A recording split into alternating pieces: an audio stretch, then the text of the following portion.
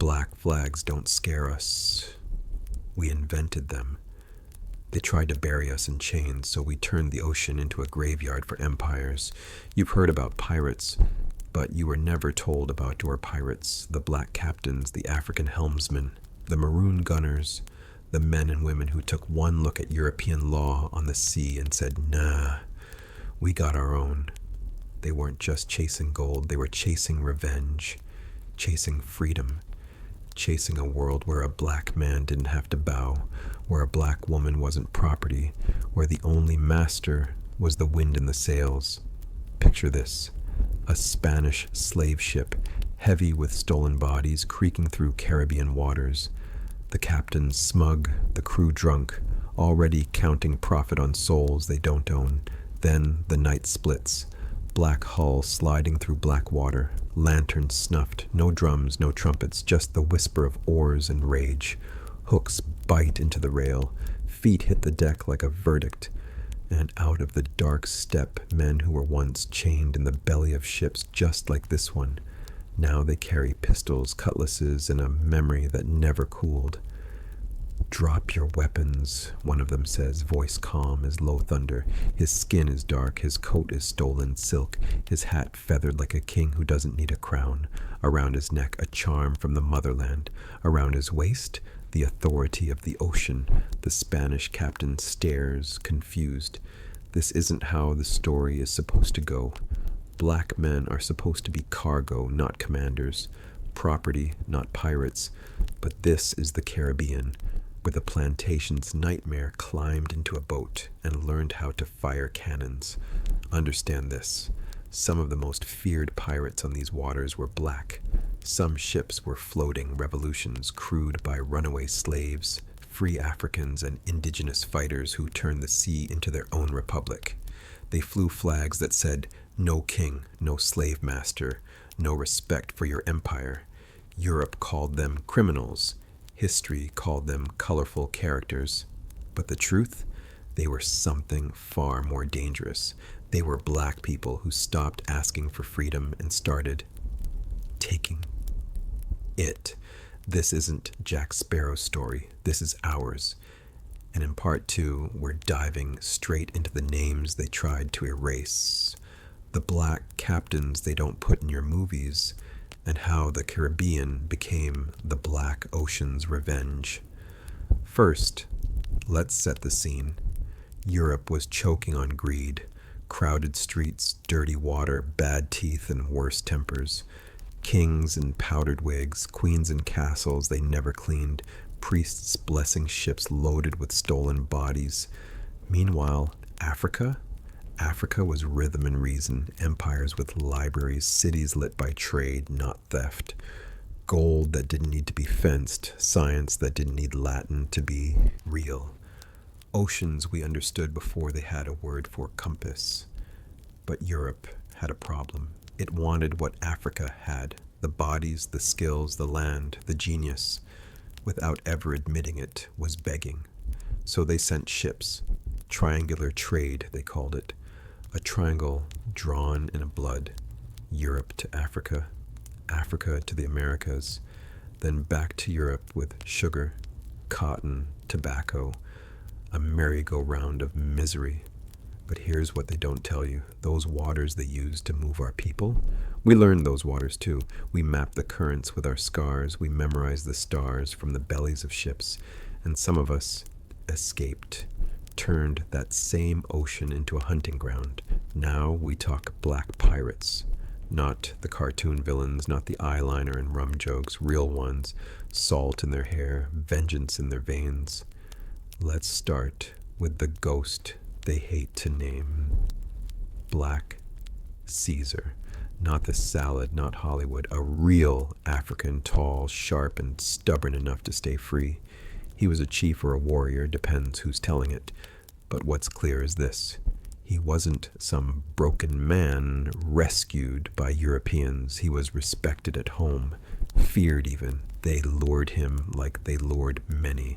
A European captain smiling with fake kindness, showing off trinkets, gold, tools, shiny distractions, invited him to visit the ship, just to talk, just to trade. Then storm warning. Come aboard, we'll ride it out. Once he stepped on, they cut the anchor, sailed off. Africa shrinking behind him, home disappearing over the horizon. That's how Europe did it. Not bravery, trickery, lies with good stitching. But Caesar, he didn't fold. On that ship he watched, he waited, he studied their greed, their habits, their roots, and somewhere along the line he broke free. Some stories say the ship wrecked near Florida, others say he led a revolt. Either way, the ending rhymes. He escaped with a handful of men, got himself a small boat, and turned a pirate. He started hitting the same kind of ships that had stolen him. European flags, European cargo, European fear. He used the coastline like camouflage, pretended to be stranded, waved them in clothes, then robbed them clean. That's not random crime. That's targeted payback. Later, he joined up with Blackbeard. Yes, not that Blackbeard, the man they love to make movies about, but what they won't tell you is Blackbeard trusted a black man enough to keep him close. Black Caesar ran his own crew, handled his own guns, guarded the powder room like a lion at the cave mouth. In the end, when the British Navy came for them, Blackbeard got the legend, Caesar got the footnote. One became myth, the other became maybe he existed. Convenient, right? But Black Caesar wasn't alone. Every time a slave ship crossed the Atlantic, it rolled the dice. Because some of the people they chained were soldiers, some were sailors, some were princes who knew strategy, farmers who knew patience, blacksmiths who knew iron, and captains in everything but name. They thought they were shipping property. They were importing revolution. On those ships, rebellions sparked like flint. Men and women broke out of chains, overpowered crews, took the helm. When they couldn't get back to Africa, they did the next best thing. They vanished into the Caribbean, into the mangroves, the islands, the hidden coves, and turned pirate or maroon. Understand this difference. Europe built navies. Africa birthed sailors. Europe had uniforms. Africa had instincts. They had maps on paper. We had maps in memory.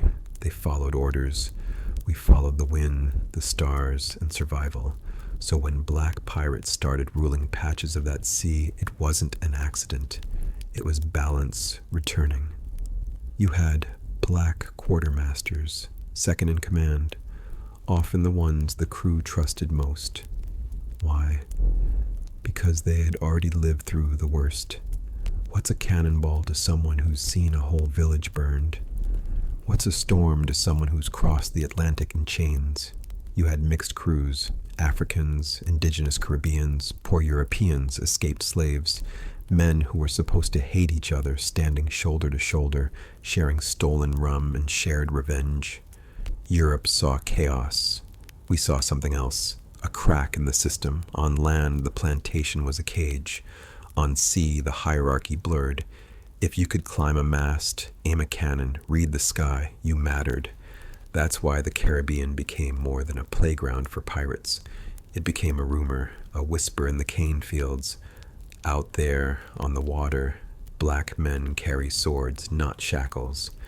Imagine being enslaved in Jamaica, hearing that somewhere beyond the horizon a ship flies a black flag, and the captain looks like you. That's not just a story, that's a fuse. Europe versus Africa. In that era, Europe, civilized, they claimed, burning women as witches, erasing people for land, drawing borders with blood.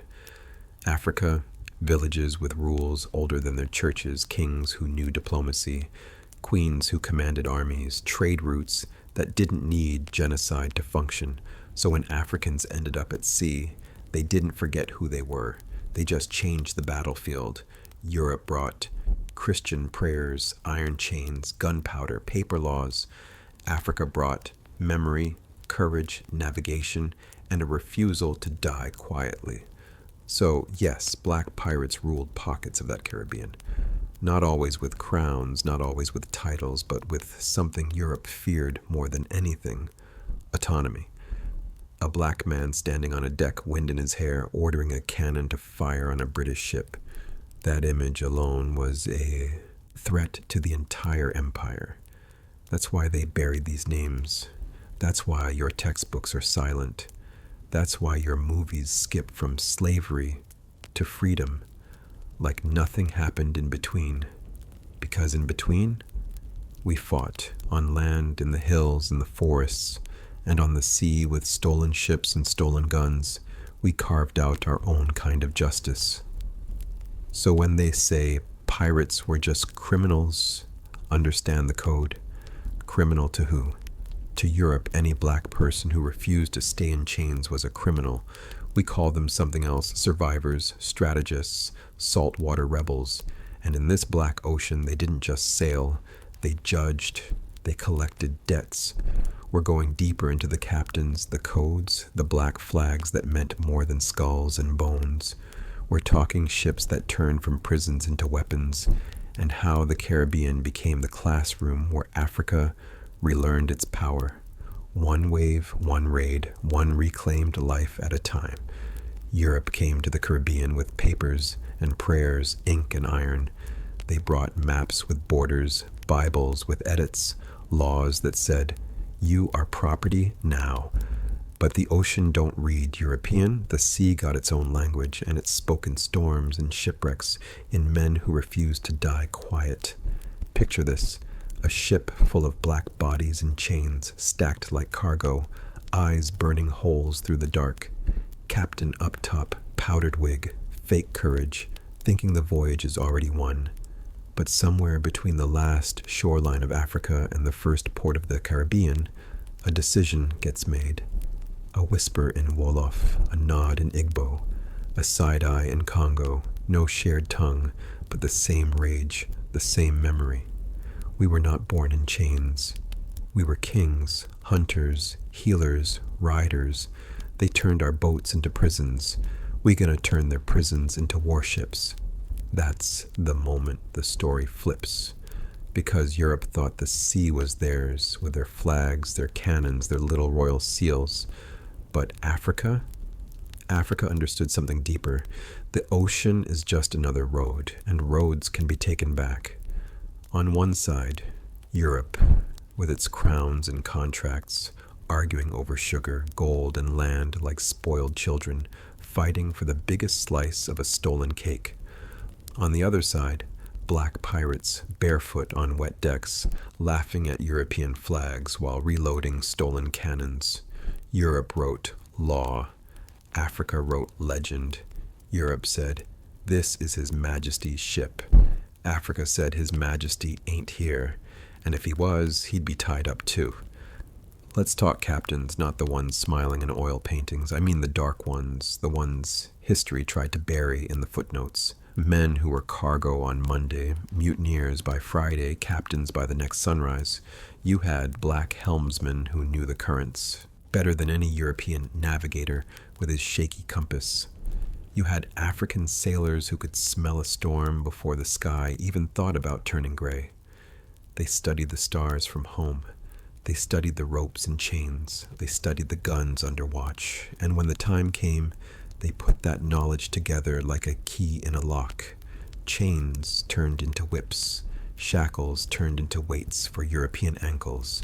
The same holds that once carried stolen bodies became armories and war rooms. The ship didn't change. The power did. Europe had rules like obey or be erased, work or be whipped, run and be hunted. Black pirates wrote new rules. No man is property. Share the plunder. Captain leads, but captain bleeds too. You disrespect the crew. You walk the plank alone. See the difference? Europe built empires on hierarchy. Pale faces on top, everybody else crushed underneath. Black pirates built something closer to home, something Africa-shaped. Councils, votes, codes, every man armed, every voice counted, at least more than the so-called civilized nations ever allowed.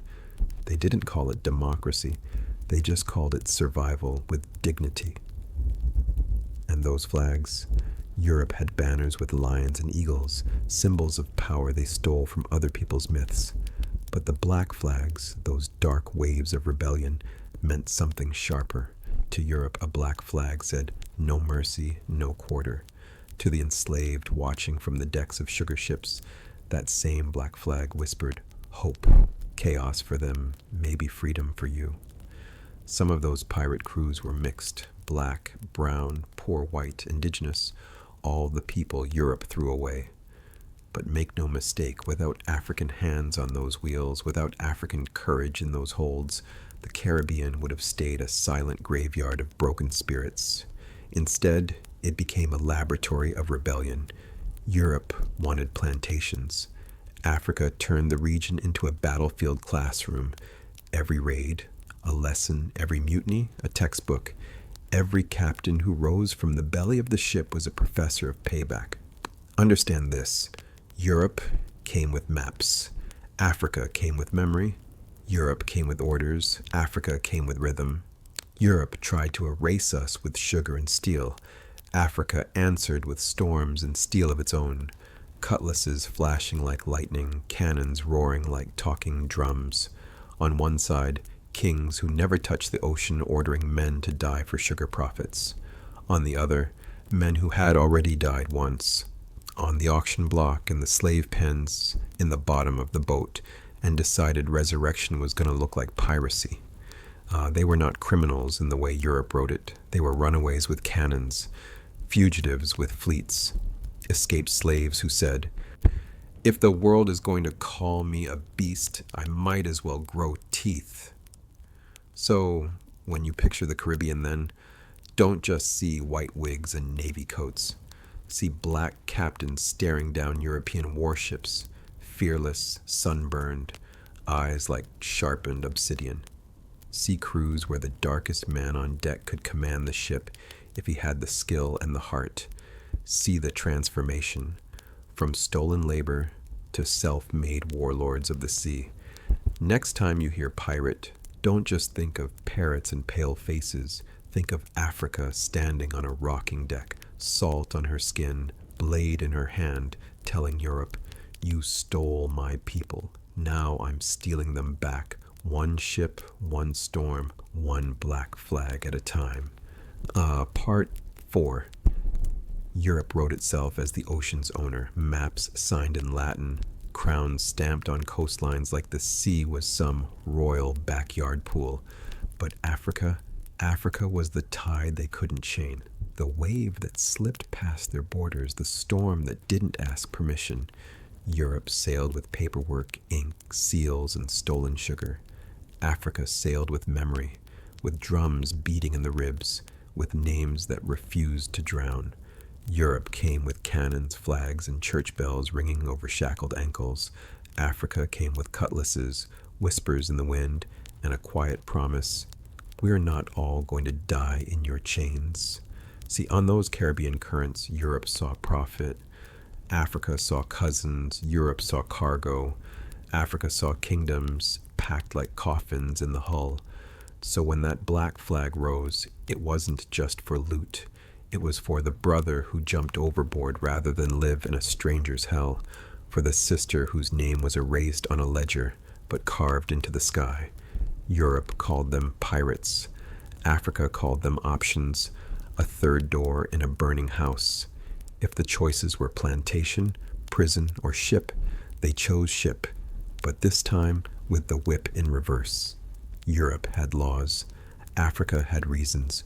Europe said criminal. Africa said correction, because every European mast snapped in a midnight raid, every captain tossed over the rail, every chain broken in the dark. That was the scale trying to balance itself. That was justice with sea spray on its face. And don't get it twisted. These weren't fairy tales with eyeliner and eyeliner pirates. These were storm-scarred men and women who'd seen the belly of the beast and came back to carve their initials on its tongue. Europe wanted order on the ocean. Africa brought chaos with a compass. Europe wanted silence from the stolen. Africa answered with cannons that spoke every language we'd been beaten for. So when you picture that black flag, don't just see skulls and crossbones. See a continent in exile signing its name on the horizon, telling Europe, "You drew the map, but we own the wind. Now, because while Europe was choking on its own perfume, writing laws in powdered wigs, measuring skulls with rulers, arguing over which king owned which ocean, Africa was already out there, barefoot on the bow, palms on the rope, eyes reading the weather like scripture. Europe brought compasses. Africa brought instincts. Europe had charts and treaties, ink still wet on stolen paper. Africa had memory of rivers that twist like questions, of currents that move like ancestors, of stars that never forgot our names. They said, "We discovered these islands." We laughed because we washed up on those same shores in chains one season, then sailed back the next with cannons and courage, flying a different kind of flag. Europe came to own. Africa came to live. Europe wanted sugar. Africa wanted freedom. One side dreaming of profit margins, the other side dreaming of mornings where no one could be bought or branded. So those black pirates, they weren't just thieves on the tide. They were runaways from the plantation, mutineers from the belly of the beast, African sailors who'd seen too much and decided the only flag worth saluting was the one that scared their captors. Europe called them criminals. Africa called them cousins who got away. On one deck, a captain with a title, a ship blessed by a crown, a Bible in one hand, ledgers in the other, praying to a quiet God while packing human beings like cargo. On the other deck, a captain with scars, a crew with no last names, drums in their heartbeat, rum in their laugh, swearing by the sun and the tide that no man would wear chains within reach of their guns. Europe sailed to expand an empire. Africa sailed to erase a cage. So when that black flag rose, it wasn't just rebellion. It was balance. It was the ocean answering the whip. It was kidnapped hands finally gripping the wheel. Picture it. European ships marching in a line, proper, polished, flags stitched by royal hands moving like a parade. Then out the mist, here we come. Black hull, black crew, black flag. No permission, no apology, cutting across their neat little routes like a sentence they can't finish. Because Europe knew the price of everything and the value of no one. Africa knew the value of breath, of bread, of a body that belongs to itself. So, those Caribbean waters, they became a courtroom with no judge, no powdered wigs, just wind, waves, and willpower.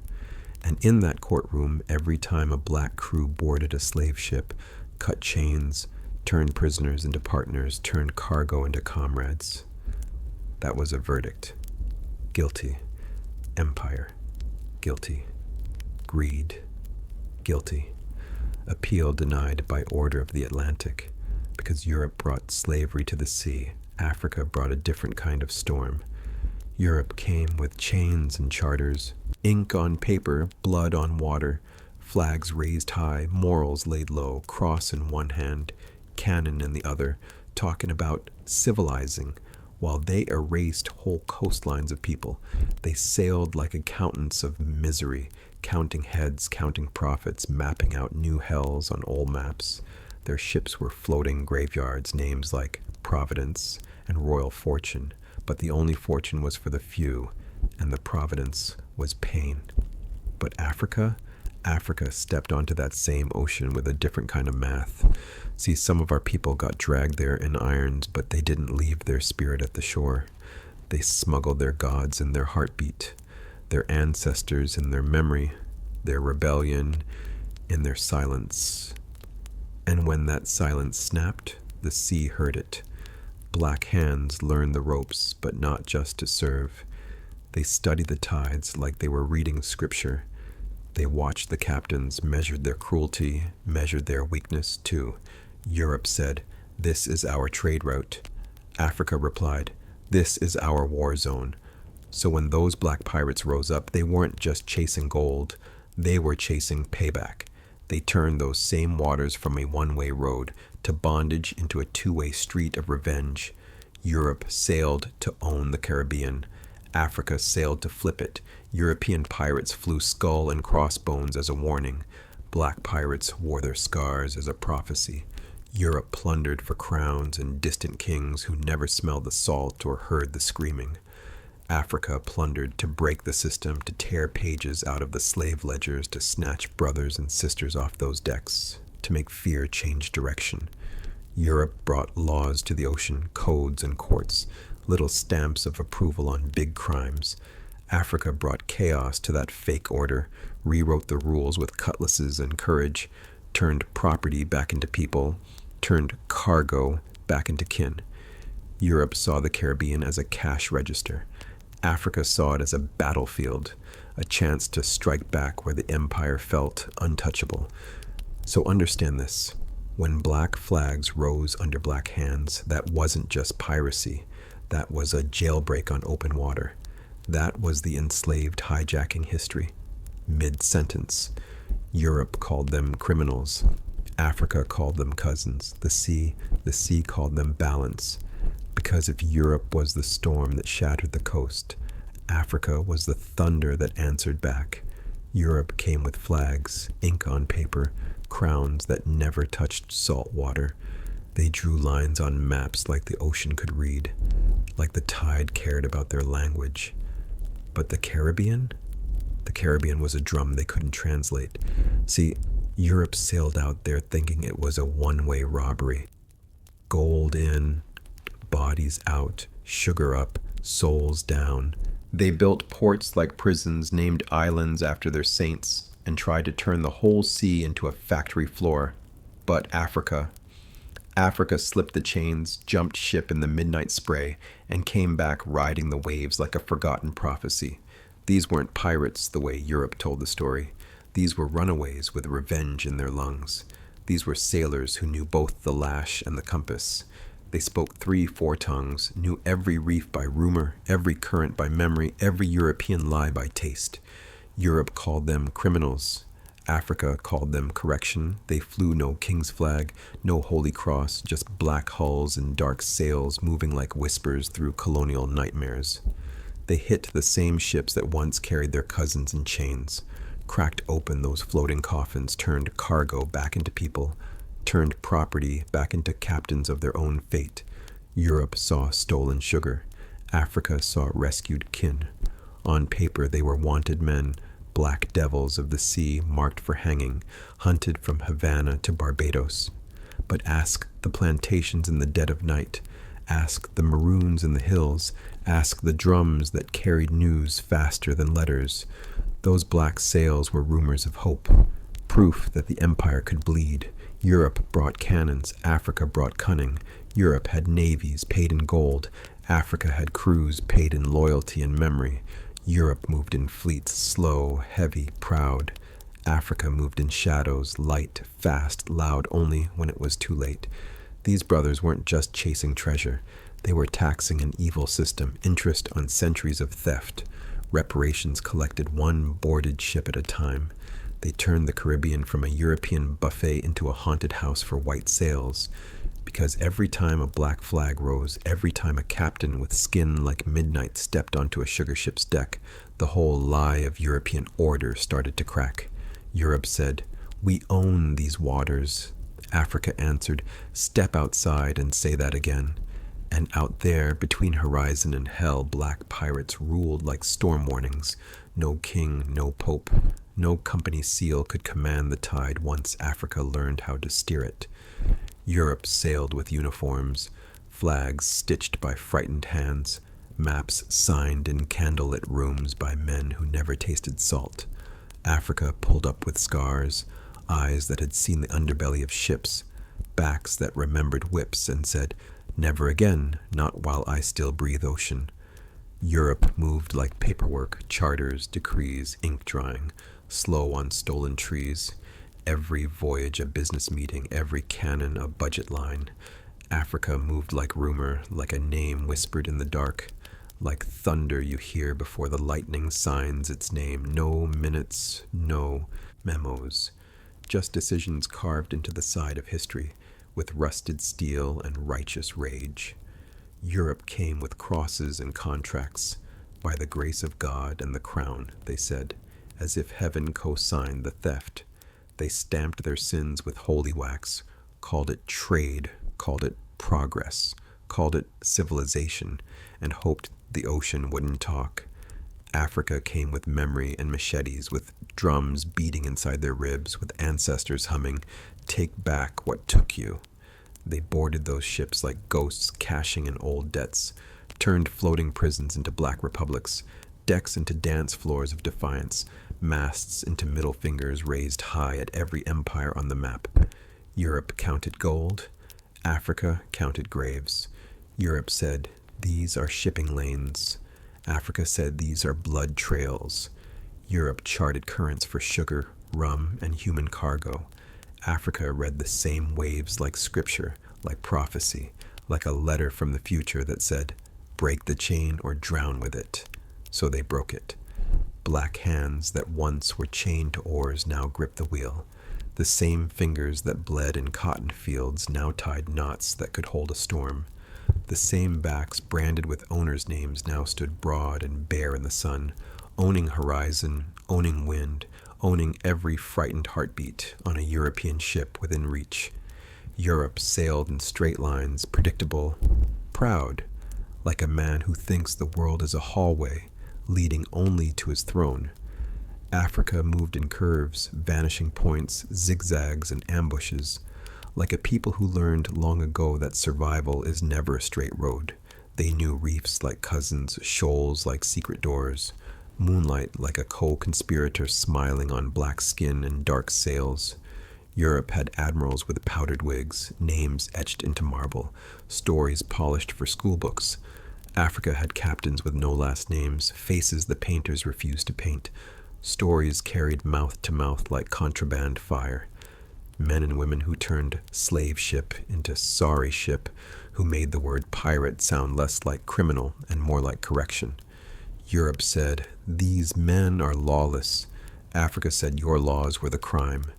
Europe called them devils of the sea. Africa called them cousins finally off the leash. On one side, uniforms, ranks, rules, written by men who never had to break them. On the other, bare feet on wet planks, laughing in the face of cannons, sharing stolen bread and shared freedom, splitting treasure like communion, every coin a tiny apology ripped from an empire's pocket. Europe dreamed of order. Africa dreamed of balance. So when black flags rose on Caribbean mornings, it wasn't just rebellion, it was accounting. Interest collected on centuries of unpaid labor, interest collected on backs that bent but did not break. Europe wanted quiet seas, smooth profit, no questions. Africa brought questions with gunpowder, answers with grappling hooks, cross-examinations with cutlasses. Whose gold is that? Whose sugar is this? Whose sons did you chain to fill this hold? Every ship they took was a courtroom with no judge, just verdict. And somewhere between sunrise and smoke, between cannon roar and closing distance, the Caribbean stopped being Europe's private highway and started looking like Africa's open wound growing teeth. Europe sent maps. Africa sent memory. Europe came with flags, ink on parchment, lines drawn by men who never tasted salt spray or heard a mother wail into an empty shoreline. Africa came with scars, with wrists that still remembered the cold grammar of iron, with backs that knew the language of the lash better than any priest's Latin. Europe said, "This is our new world." Africa replied, "Funny, looks like our stolen one." On one side, Europe, powdered wigs, perfume overwrought, writing laws with one hand and ledgers with the other, counting bodies like coins, souls like cargo, oceans like shortcuts between vaults. On the other side, Africa, barefoot on deck, salt in the hair, sun in the eyes, ancestors humming through calloused palms wrapped tight around rope and steel, turning stolen ships into floating uprisings. Europe loved order, their order. Neat columns of profit, neater rows of graves. They built empires like cages with chandeliers, gold leaf on the bars, Bibles in the bookshelf, chains in the basement. Africa loved balance, real balance. You whip the world will swing back. You drown a people, the tide will remember. You erase a child's name, that name will return as a storm on your horizon. So when those black flags rose over blue water, they weren't skulls, they were mirrors. They showed Europe its own face, greedy, pale, trembling, reflected in the steel of men and women who refused to die quiet.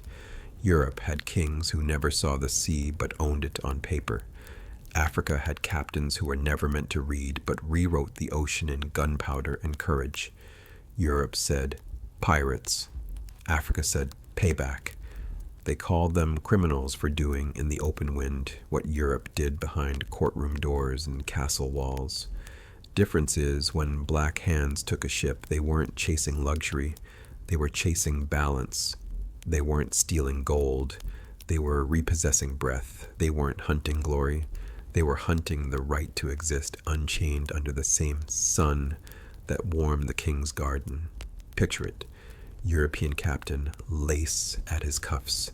Orders shouted in a tongue that never learned to say sorry, looking up to see a black man on the bow, hair wild, eyes calm, no crown, no title, just a will so sharp it cut through fear like sailcloth. That's when the Caribbean shifted. No longer a blue bridge between one white throne and another.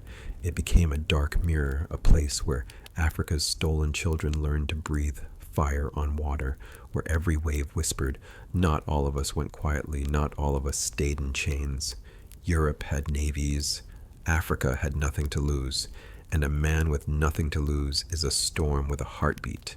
Europe had maps and medals. Africa had scars and memory. Europe sailed for profit. Africa sailed for payback. They called them pirates. We called them cousins who ran out of patience. Listen, when those black flags rose over Caribbean waves, that wasn't just crime, that was confession. Europe confessing its fear every time a dark face stepped onto a bright deck. You had black captains who once tasted chains, now giving orders to the same oceans that watched them stolen. Europe had uniforms, buttons shining like stolen gold. Africa had bare chests, salt on the skin, eyes that had seen too much to ever blink again. Europe wrote laws on paper. Africa wrote warnings on water. Ink fades, but a ship that vanishes in the night, that's a verse the sea never forgets.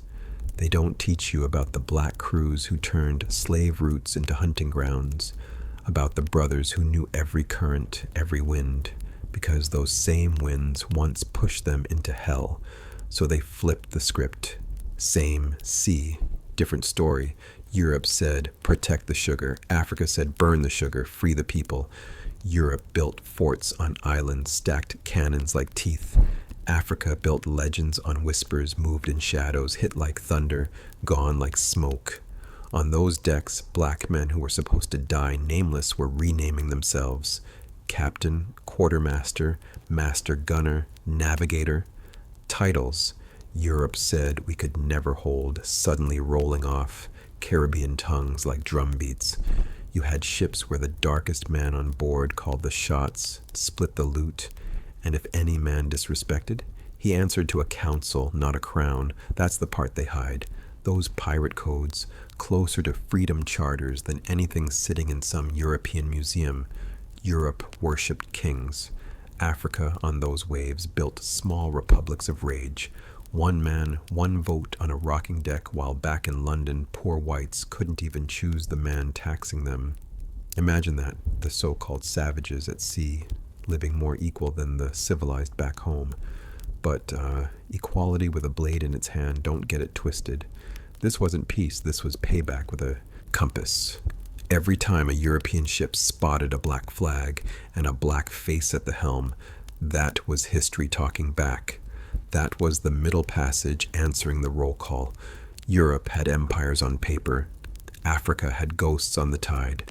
And those ghosts, they learned to steer. Europe had maps. Africa had memory. Europe drew lines on paper. Africa heard roots in the wind.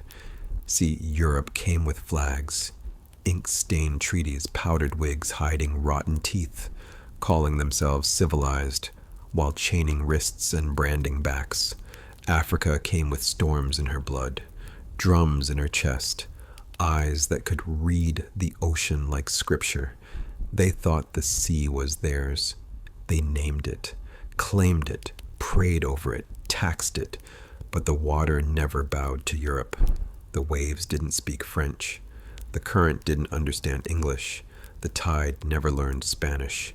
The sea only answered to courage. And courage had a black face. Those ghosts snatched from coasts, stacked in the dark like cargo. Some of them broke free. Some of them said, "If I'm dying with the sky above me and a weapon in my hand." Chains hit the deck. Muzzles turned around. Captains tasted their own fear. And out there, between storm and sunrise, black flags started whispering African prayers. Europe wrote laws. Africa wrote legends. On the islands, they called them devils. On the ships, they called them pirates. But the ocean? The ocean called them home. These weren't storybook sailors with neat beards and polished boots.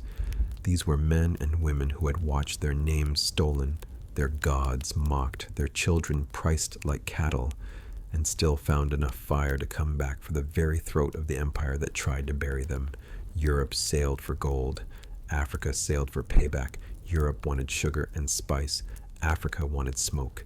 European captains chased profit. Black pirates chased justice with a cutlass in one hand and yesterday's pain in the other.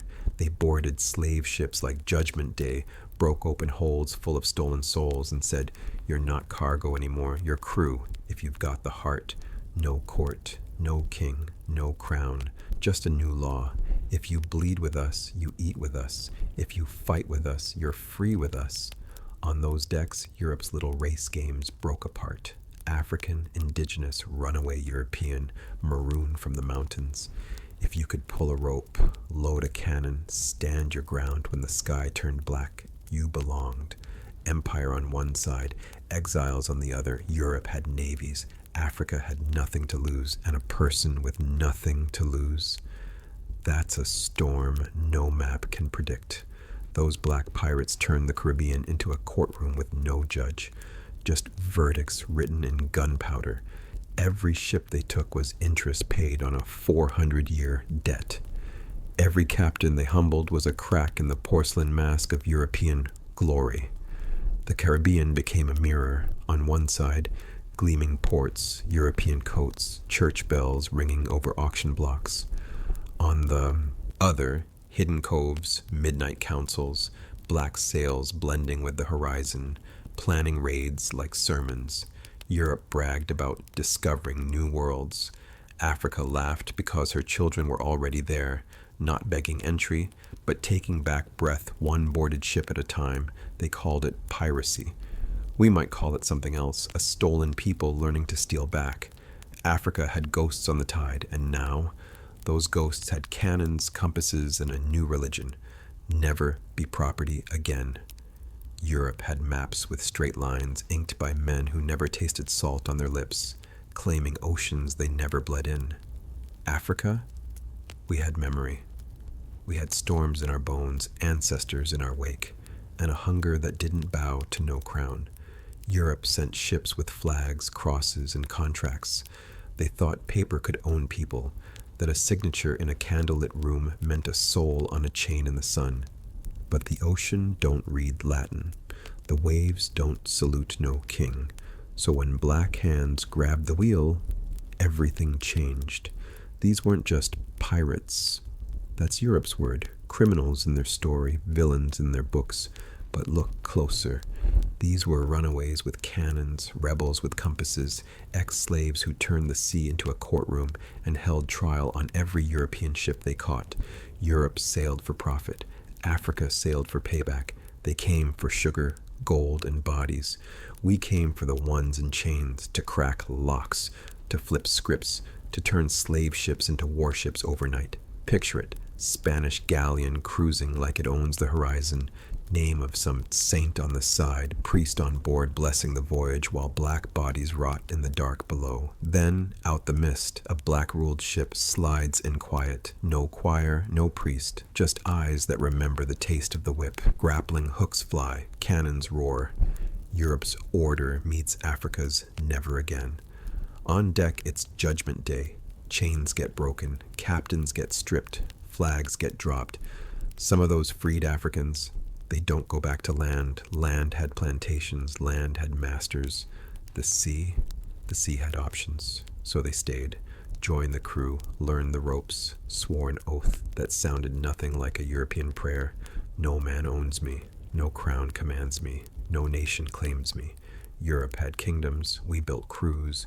They had thrones, we had decks. They had titles, we had names whispered with respect from Jamaica to Nassau to the coast of Brazil. On European ships, black meant cargo. On black pirate ships, black meant captain, quartermaster, navigator, the one giving orders, not taking them. Europe believed in hierarchy, God, king, governor, captain, then everybody else choking on dust. These black pirates, they carved out something wild, shares of the loot, votes on big decisions, captains who could be removed if they started acting too much like the men we were running from. Imagine that. On the water, the same Africans they tried to brand like cattle were rewriting power with ink made of gunpowder and salt. Europe built plantations, rows and rows of sugarcane lined with blackbacks breaking under the sun. We built floating revolutions, wooden hulls full of stolen gunpowder, stolen rum, stolen freedom we refused to give back. They called it piracy. We called it balance.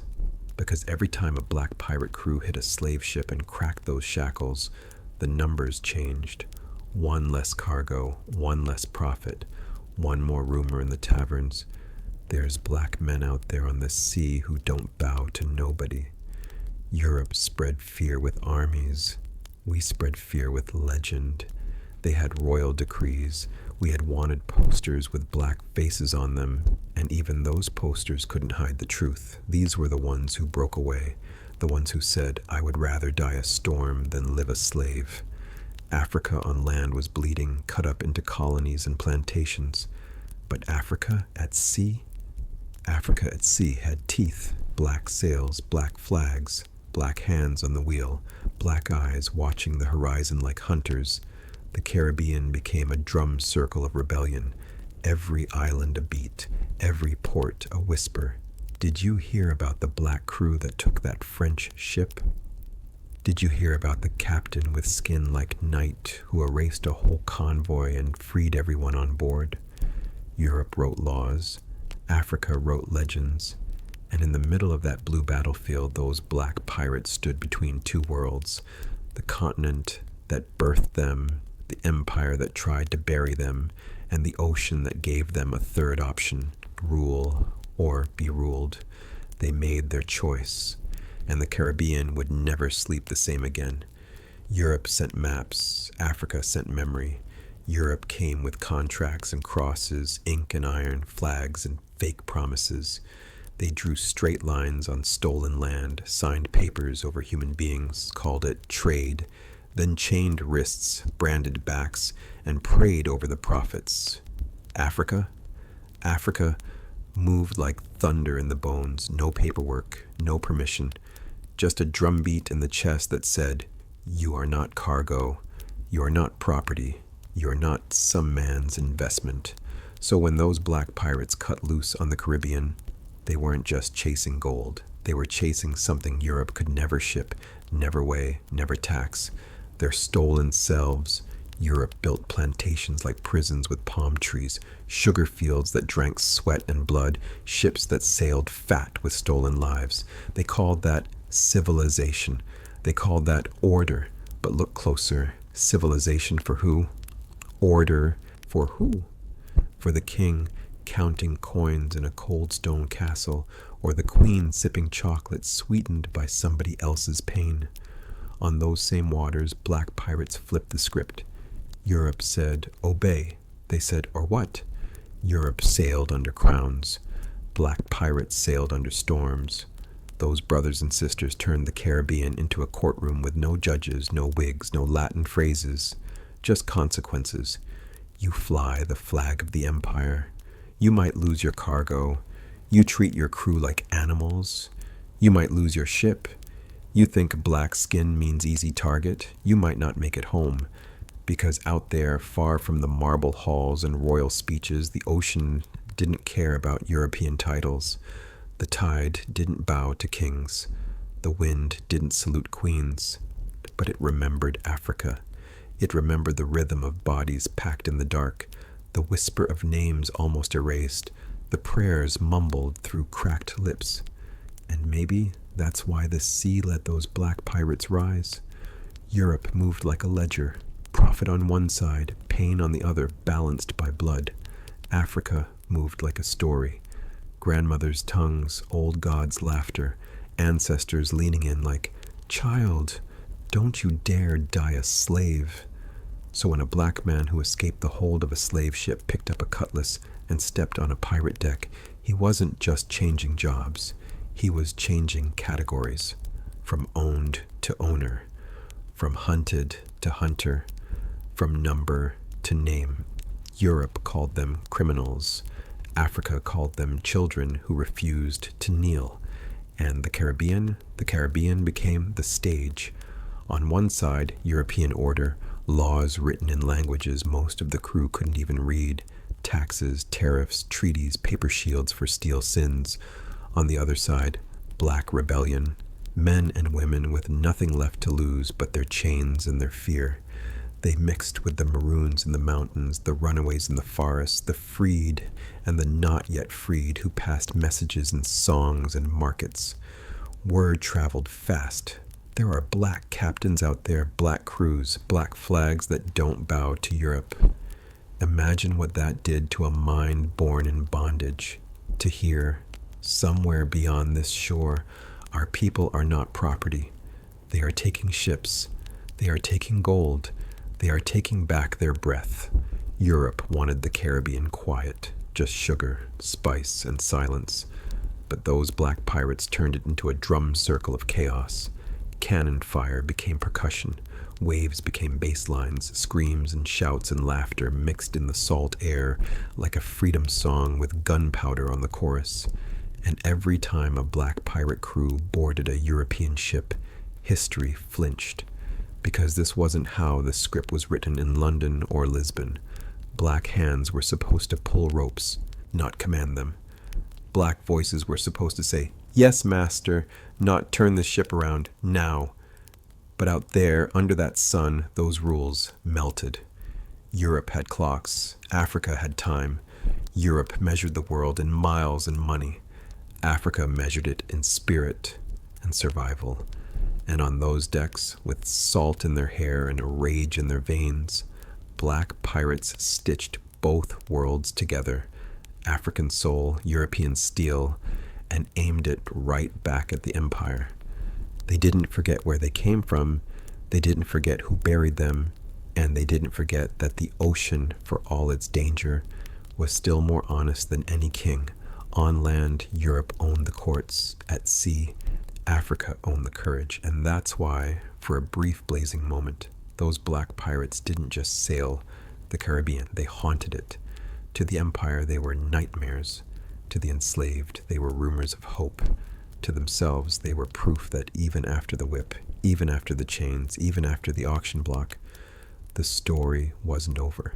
Not while there were ships on the horizon, not while there were guns in their hands, not while the ancestors were still whispering over the waves. Europe thought it had buried them. The ocean said, "Not yet."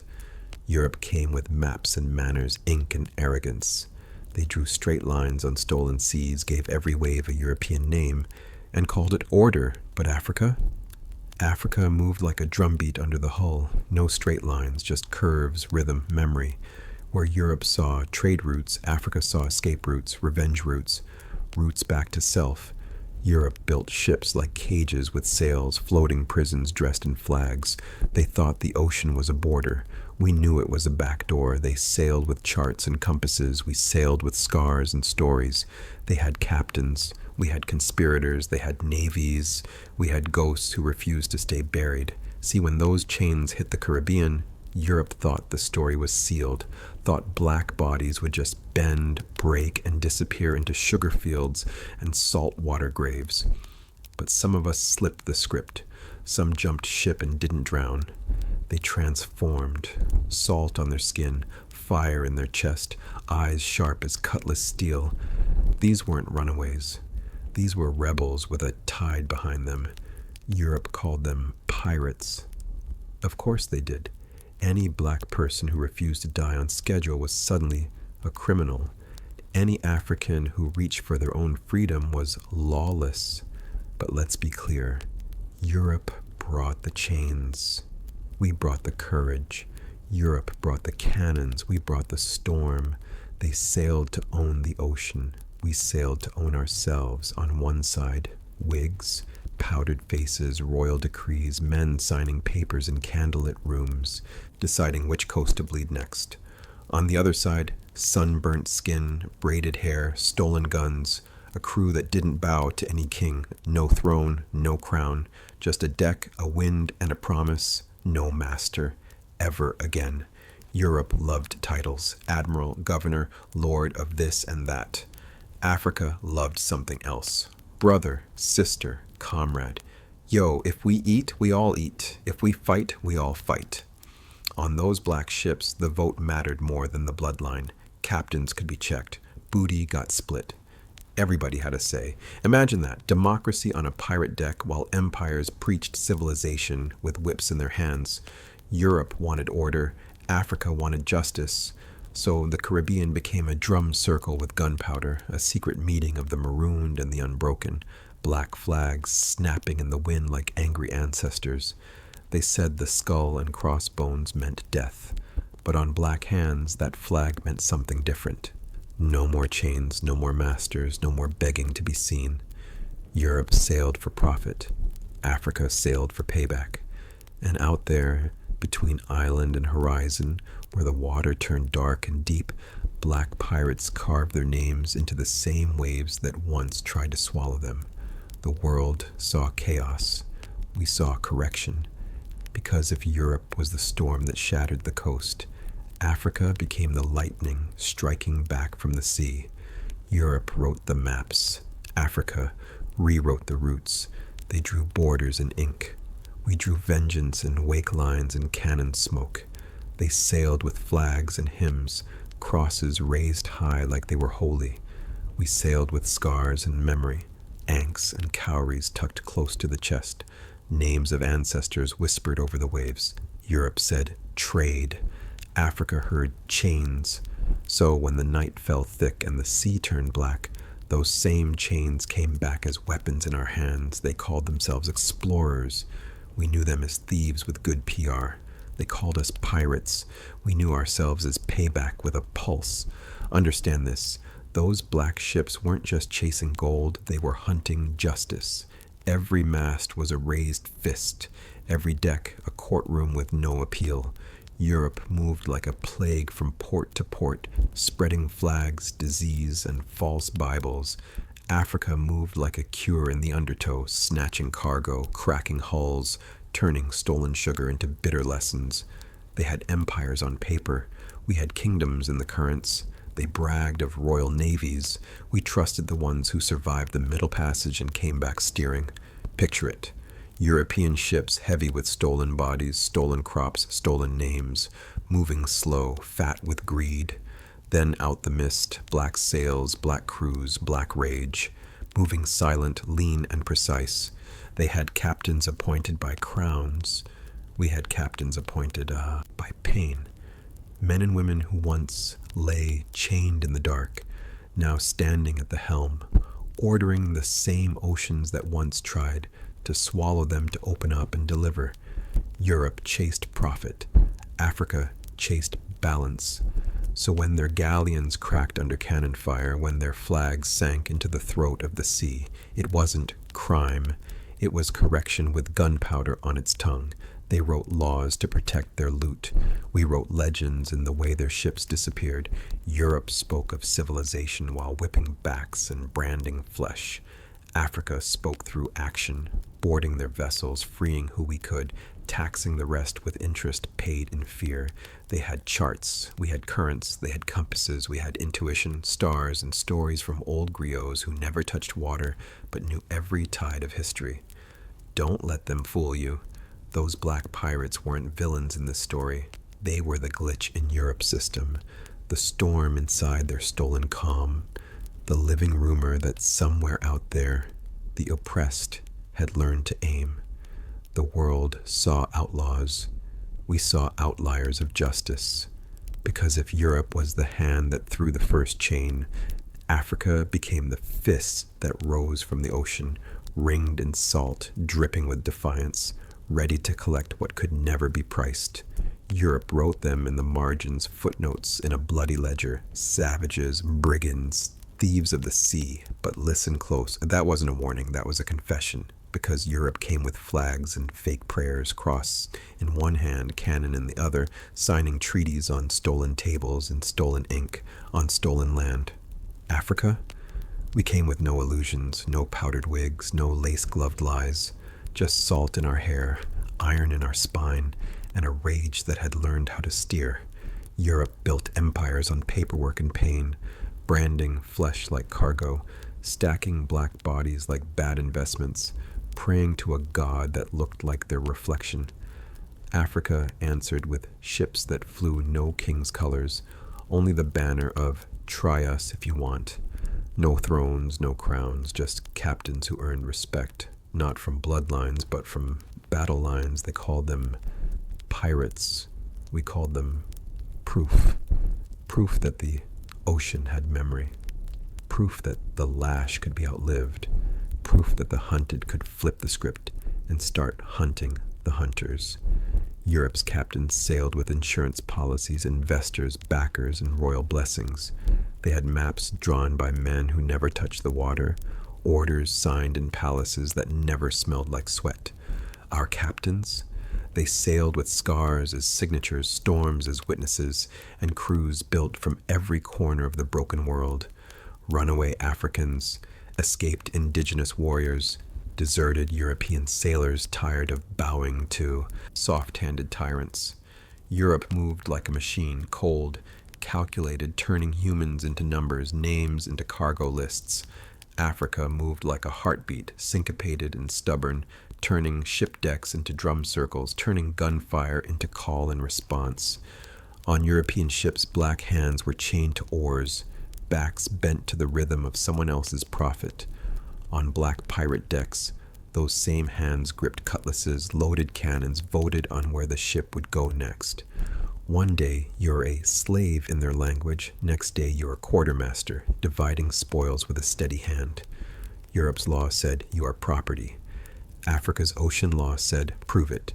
So those black flags became more than symbols of fear.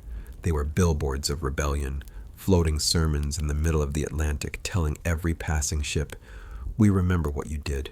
We remember what you're doing. And out here, your king can't save you. Europe bragged about civilizing the world while dumping chained souls into the sea, hoping the water would swallow the evidence. But the Caribbean turned into a courtroom, waves as witnesses, reefs as records, and every black pirate ship a roaming verdict, guilty. Understand this. These weren't fairy tale outlaws chasing chests of gold. They were survivors rewriting job descriptions from owned to owner, from cargo to captain, from erased to eternal. Europe wanted order. Africa wanted justice. So when black pirates ruled those waters, it wasn't chaos. It was correction. Not random violence, but redirected vengeance. Not mindless plunder, but back pay with interest. Europe had ports. Africa had passage. And every time a European ship left the harbor, heavy with sugar, rum, and stolen lives, there was always that whisper on the wind.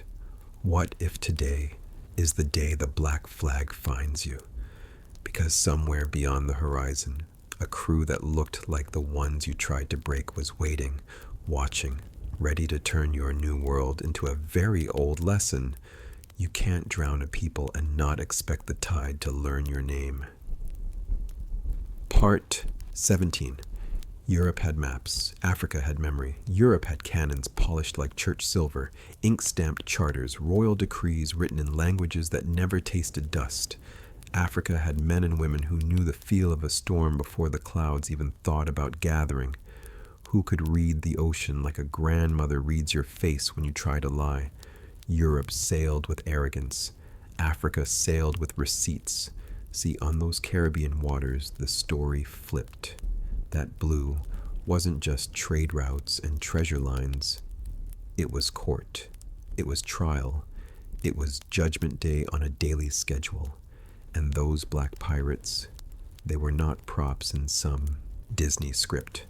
They were runaways from hell, deserters from European decks, maroons who traded mountains for masts, Africans who'd tasted chains and decided the only metal they'd wear from now on was the steel in their hands. Europe called them criminals. Africa called them correction. Picture it. A Spanish galleon, fat with sugar and sin, gold stacked like stolen prayers, sailing under a flag blessed by a king who never lifted a finger that wasn't pointing at someone else's land. Then, from the haze, a lean black ship cuts the horizon, sails patched with a dozen histories, crew darker than the nightmares of every slave trader on board. Europe saw pirates. What they were really seeing was unpaid debt coming back with interest. On those decks, hierarchy got tossed overboard. Didn't matter if you were born in Congo, Jamaica, Dahomey, Barbados, Gold Coast, or the back alleys of London. If you could pull rope, hold steel, and stand your ground when the cannon spoke, you had a say. That's what Europe feared the most. Not just black rage, but black order without them. Because on those black ships, the captain could be a man who yesterday was chained in a hold, counted as cargo. Today, he's calling shots, plotting angles, deciding which empire bleeds next. Europe built plantations. Africa built crews. Plantations said, know your place. Pirate decks said, prove your place. Plantations had overseers with whips. Ships had quartermasters with votes. On land, a black man couldn't raise his eyes. At sea, a black man could raise a pistol, point it at the same pale face that once sold his cousin and say, now about that civilization you were preaching. Europe bragged about discovering new worlds while they were getting lost in their own greed. Africa didn't need to discover anything. We remembered the rhythm of waves from centuries of trade before trade turned into traffic. We remembered which stars led home, even when home had been chopped up, renamed, and auctioned off. So out there, between sky and sea, black pirates turned the Caribbean into a correctional facility for colonizers. Every boarded ship was a revision. Every captured cannon, an edit to the script. Every freed captive, a page torn out of Europe's ledger. Europe thought the ocean was theirs because they drew lines on paper.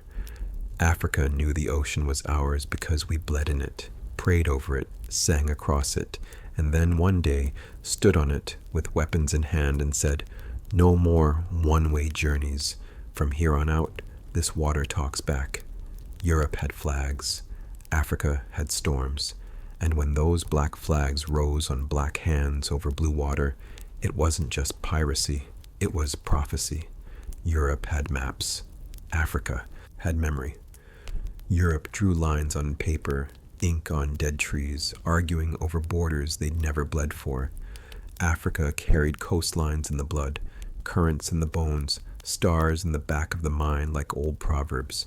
Europe had captains with powdered wigs, names long as their lies, sworn to crowns that never touched salt water. Africa had sailors with salt in their hair, scars like constellations, names the ocean still whispers when the moon leans close. Europe came with contracts, charters, royal seals pressed in wax, paper shields for papermen. Africa came with calloused palms, iron in the spine, and a quiet decision. We not dying on nobody's plantation, not today, not ever. So when that black flag climbed the mast on a Caribbean breeze, it wasn't just rebellion, it was correction. Europe saw the Caribbean as a vault, sugar, gold, bodies, all locked behind gunpowder and God talk. Africa saw it as a crossroad, a drum circle made of islands, each shoreline a verse, each wave a messenger. Europe shipped chains across that blue stacked black bodies like cargo, counted profit in screams. Africa broke those chains mid-journey, turned ship holds into war rooms, turned stolen men into storm fronts. They said, "You dragged us here in irons. Now watch us drive your own ships like stolen chariots." Europe had admirals with titles. Africa had captains with reasons. European pirates chased treasure. African pirates chased balance. They weren't just after gold. They were taxing an empire that thought God spoke only Latin. Picture it. A Spanish galleon, fat with sugar and silver, crossing water it thinks it owns, crossing souls it helped bury. Then out the haze. Black hull, black flag, black crew, sun hitting dark skin like polished bronze, eyes cold as Judgment Day. Europe called it terror. Africa called it Tuesday. They boarded with a silence louder than cannons, moved like they'd rehearsed this in another lifetime, and maybe they had. Because what is a black pirate but a stolen African who chose thunder over chains? Europe wrote laws to erase them. Africa wrote legends to remember them. They say the sea belongs to no one. But for a moment, under those black flags, it bent closer to Africa than any king in Europe could ever imagine. On one side, Europe with its crosses and cannons, its maps and monocles, its polished lies about civilizing the world while drowning it in sugar and blood. On the other, Africa with its broken but breathing children, snatching rifles from the same hands that whipped them yesterday, turning decks into drum floors, turning masts into monuments. Europe wanted order. Africa wanted justice. And in that clash, on that blue stage, black pirates weren't just thieves. They were renegade historians, rewriting the story with gunpowder punctuation. Every ship they took was a verse, scratched across the face of empire, saying, "You stole us, now we taxing the route. You drew the map, now we own the detour." That's the part they skip in the textbooks. Because if they told it right, they'd have to admit those black flags were not just symbols of crime. They were Africa's fingerprints on the throat of the Atlantic, squeezing it back into truth. Europe called it New World. Africa knew it as stolen property. They came with maps, ink still wet with lies and latitude, planting flags like spears in stolen sand, naming islands after their kings and their saints. San this, saint that, like God co-signed the robbery. But the ocean don't forget. Water remembers footprints on the shore of time, and in those waves, Africa rose back up, not in chains this time, in masts, in cannons, in storms with black hands steering. Europe moved like a banker, contracts, charters, sugar quotas, insurance on black bodies stacked like cursed cargo. They called it trade. Numbers in ledgers, blood in the margins. Africa moved like a ghost that refused to stay quiet. Runaways from the plantations, rebels from the holds, sailors who knew the stars better than any compass. They climbed aboard those ships and flipped the script. Europe had navies. Africa had nothing to lose. They wore black flags the way we wear hoodies now, a warning and a witness. Europe said pirates. Africa said payback. They hit those sugar ships like overdue lightning, cutting into the veins of Europe's sweet-tooth empire. Gold, rum, cotton, silver. Everything that smelled like stolen labor got taxed at the muzzle of a cannon. Europe built ports. Africa built legends. They had admirals with powdered wigs, titles, medals, names carved in marble. We had captains whose names never made it past a whisper. Kofi, Kwesi, Amina, men and women who turned kidnapped routes into hunting grounds. Europe wrote laws on land. Africa rewrote them at sea. On deck, skin didn't bow to crown. French, English, African, indigenous. If you could fight, you were crew. If you could steer by the stars, you had a voice. If you'd tasted the lash, you understood the mission. That's what scared Europe, not the cannons, the possibility. A ship where the enslaved became the commanders, where the colonized called the shots, where the black man wasn't cargo. He was captain, navigator, strategist, author of his own thunder. Europe wanted order, king, company, captain, cargo. Africa brought chaos, brother, sister, crew, collective. Europe said, "This is the way of the world." Africa answered, "Not on this." Water. So those black flags weren't just skulls and bones, they were mirrors held up to empire, reflecting back every crime with interest. Because when you've been chained in the belly of a ship, stealing a ship ain't a crime, it's a correction. And in the blue throat of the Caribbean, where Europe thought it owned the wind, black pirates turned that sea into a courtroom, a battlefield, a confession booth, where every passing hull had to answer one question: what did you take, and who sent you? That's the part they hide: Europe with its crosses and crowns, Africa with its scars and strategy. One tried to own the ocean, the other learned to become it. So picture this: moonlight on black water, Spanish gold in the hull, and a deck full of men and women who were never supposed to breathe free air again. But there they are, laughing, cussing, singing in 3 languages, salt on their skin, steel at their hips, and not a chain in sight. They called them pirates, outlaws, savages. But that's the colonizers' poetry. The truth? These were escaped blueprints of freedom, runaway revolutions with cannons. Some were stolen from West Africa, seasoned in the sugar hells of Barbados and Jamaica, then broke loose and said, "Nah, I'd rather gamble with the ocean than be slowly buried on this land." Some were free black sailors from Britain's ports, tired of low wages and high insults.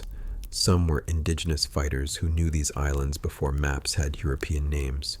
Some were poor white runaways who finally realized their skin was a discount, not a shield. On those decks, under those ripped black flags, the world order bent. You had black captains who answered to no king. You had mixed crews who didn't care about race charts, only, can you fight? Can you sail? Will you stand your ground when the cannons talk? Democracy wasn't in some powdered wig parliament. It was in a circle of sunburned faces on a creaking deck, voting on where to sail, how to split the spoils, and who deserved to lead.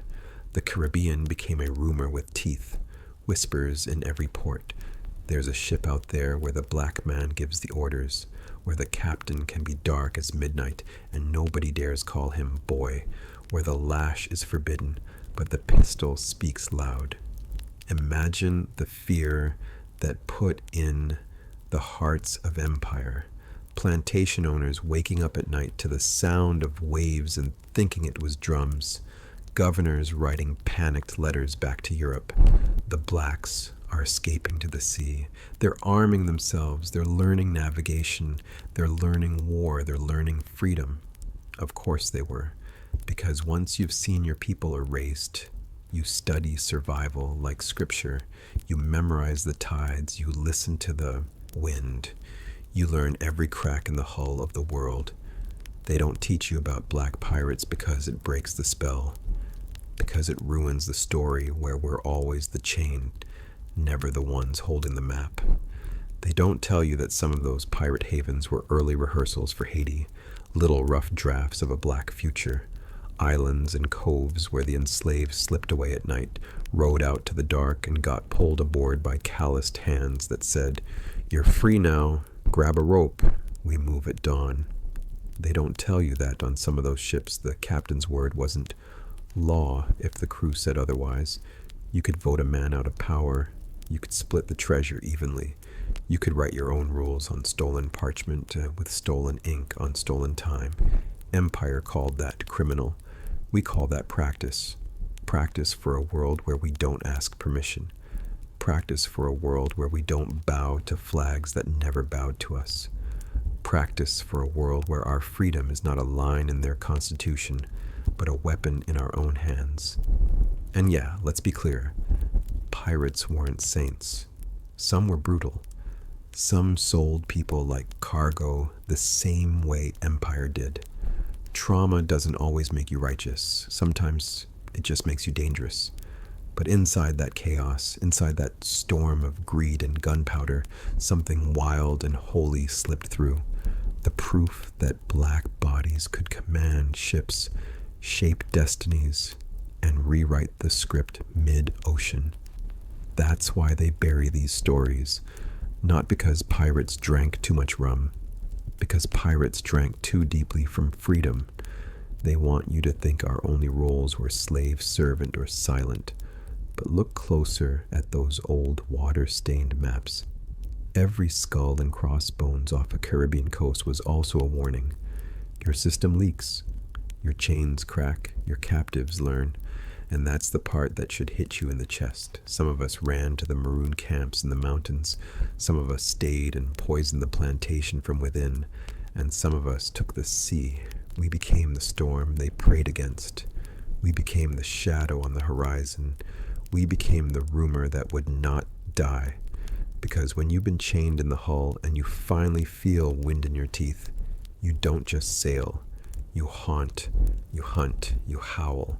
So when they tell you our history started in shackles and ended in ghettos, remember the decks, remember the flags, remember the black hands gripping the wheel while European empires watched from the shore, realizing the ocean they thought they owned was slipping out their fingers.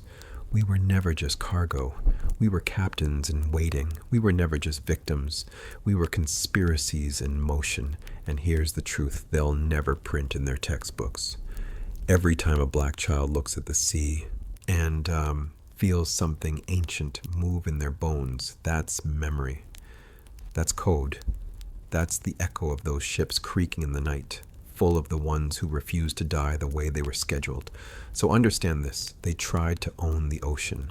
We learned to become it.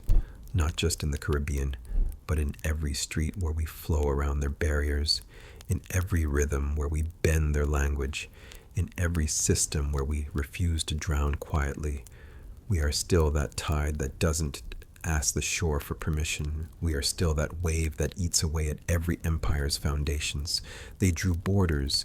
We became currents. They built ships. We became storms. They wrote laws. We became legends. And when you walk by the water, Atlantic, Caribbean, Gulf, or concrete river in your city, listen close. You'll hear it in the waves, in the traffic, in your own heartbeat. One tried to own the ocean. The other learned to become it. Say it again, slow, like a prayer and a prophecy. One tried to own the ocean. The other learned to become it. And we are still becoming it.